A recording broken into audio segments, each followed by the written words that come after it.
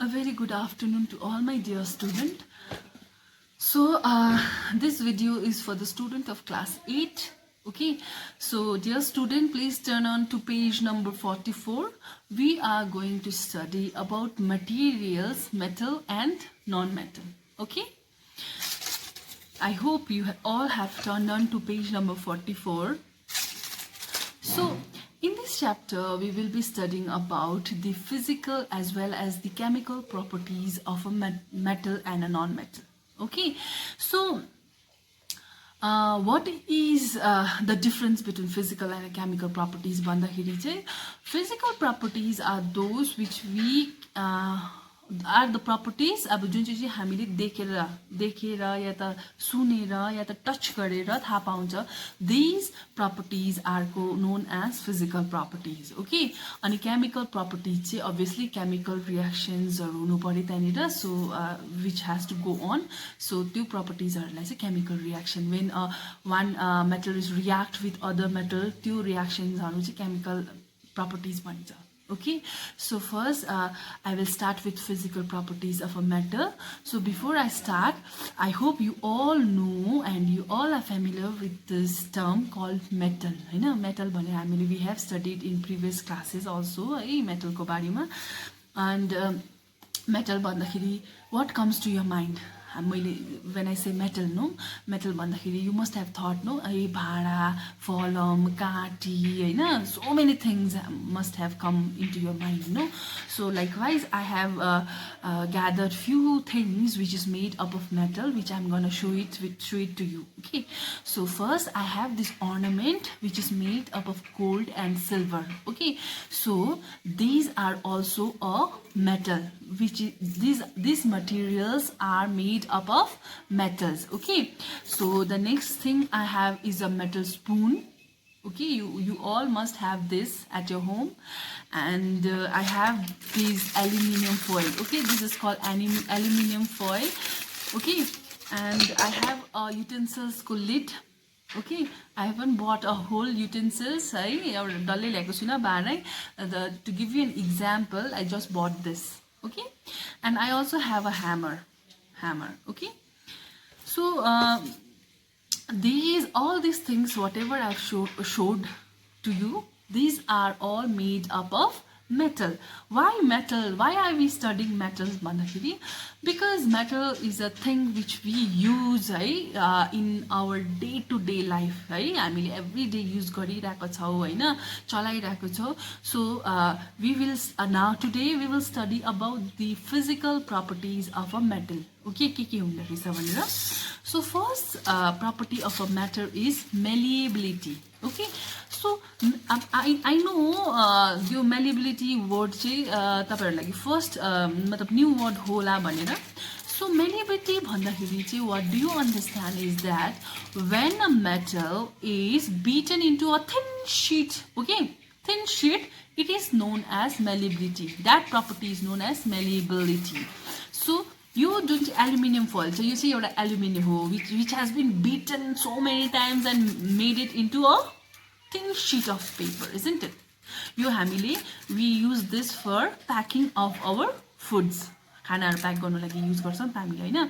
So जुन चाहिँ प्रपर्टीमा चाहिँ एउटा मटेरियल्सलाई चाहिँ हामीले बिट गरेर चाहिँ पतला शीट अफ पेपर जस्तो बनाएका छौं, त्यो प्रपर्टीलाई चाहिँ malleability भन्छ. मेटलको प्रपर्टी, फर्स्ट प्रपर्टी. ओके, यो प्रपर्टी चाहिँ we will not find in non metals. Non metals मा चाहिँ why we will not find? Because अब for example non metal को example लिँदा एउटा चकको example लिहालौं. ओके, हामीले chalk, we have been using chalk for so many years, हैन. So chalk is a non metal, and if we beat that chalk, no, त्यो chalk को पतला sheet of paper हुन्छ हुँदैन, obviously no, हैन. त्यो chalk चाहिँ के हुन्छ, धुलो धुलो या त टुक्रा टुक्रा भएर जान्छ, isn't it? So non metal is non malleable, and metals are malleable. Okay, the property is called malleability. Okay, the first property. The second property is this one, ductility. Ductility is a property where a metal is drawn into a thin wire. Okay तपाईहरुले यहाँ देख्दैछ नि wire हैन मैले यो तासेर ready गरेको छु so यो wire चाहिँ एउटा मेटलै हो नि त एउटा कपरको या त सिल्भरको जे पनि भाग हैन यो मेटल चाहिँ अब हामीले पुरा पतला गरेर चाहिँ एउटा वायर बनाएको छ नि त तार बनाएको छ हैन त्यो प्रपर्टी जहाँनिर चाहिँ एउटा मेटललाई चाहिँ हामीले पतला यस्तो बनाउन सक्छ त्यो प्रपर्टीलाई चाहिँ डक्टिलिटी भनेर बुझ्छौँ हामी okay that property is known as ductility अब जस्तो गरेर चकहरू लिनुहोस् चकहरूलाई हामीले यस्तो पतला गरेर तार बनाउन सक्छौँ no we can not make हैन सो त्यो प्रपर्टी हामीले नन मेटल्समा पाउँदैन so non metals are non ductile whereas metals are ductile okay so moving on to our third properties of a metal is lustrous भन्दाखेरि के बुझ्यो होला lustrous भनेपछि शाइनी टल्किने के हो त ओके सो शाइनी टल्किने सर्फेस चाहिँ मेटलको हुन्छ for example I don't have a chalk right now with me so imagine a chalk okay chalk कस्तो हुन्छ सर्फेस अलिक खस्रो हुन्छ नि त isn't it so metals are lustrous whereas non-metals are non-lustrous. The fourth property of a metal is sonorous. What? Sonorous. Sonorous bhanda ke bujhcha bhane I'll show you an example. Okay, just observe what I'm doing. Did you hear? Okay, your ringing sound jo produce gardecha this is produced by only metals. Your metals le matra your ringing sound produce garcha. So the ringing sound which is produced by a sound is called this metal त्यो property लाई चाहिँ भन्छ हामीले sonorous okay sonorous which we will not find in case of non metal यो non metals छ I'll try to strike it है अर्कै sound सुन्दैछ नि ठ्याङ ringing sound सुनेको छैन नि हैन so this is a non metal and this is a non sonorous object okay so fifth and other property is metal conducts heat and electricity whereas non-metal does not conduct heat and electricity है अब electricity को example दिनु लागि I have this wire तपाईले यो wire देख्नु हुँदैछ this wire is not like left open like open त यतिकै metal यो wire मात्रै यतिकै त राखेको थिएन नि हैन it has been covered up with the help of plastic हैन plastic ले यसलाई कभर गरेको छ why किनभने in order to protect us from electrocution हैन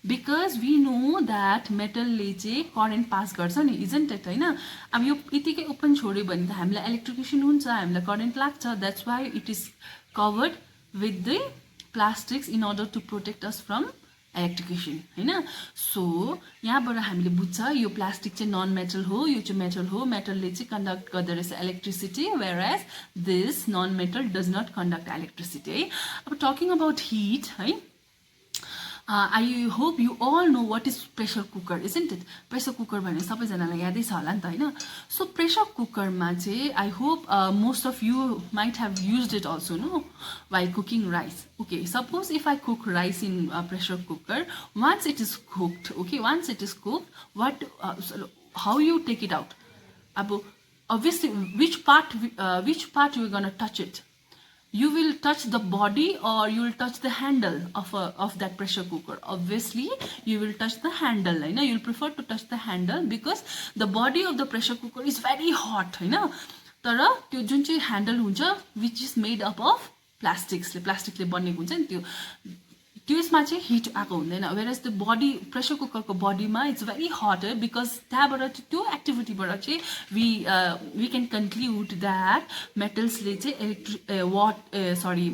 metals ले चाहिँ heat conduct गर्दै रहेछ whereas non metals ले heat conduct गर्दैन भनेर okay and अर्को एउटा property तपाईहरुलाई भन्न चाहन्छु metals हरु चाहिँ hard हुन्छ as compared to non metals okay so this is non metal and this is metal यो metal hard छ whereas non metal चाहिँ अलिक soft हुन्छ okay so this is it so we are done with the property of a physical property of a metal and non metal I hope you all have understood है मेरो video हेरेर so what मैले supposing if I have to ask you questions okay let's recapitulate what are the physical properties of a metal and non-metal भन्दाखेरि चाहिँ obviously you will say for metals its malleability its ductility है and sonorous lustrous hard and conduct heat and electricity whereas Whereas अब non मेटलको कुरा गर्दाखेरि चाहिँ they are non malleable, non ductile, non sonorous, non lustrous and doesn't conduct heat and electricity and are very soft. Okay. So that's all for today. We will do chemical properties of a metal tomorrow. Thank you.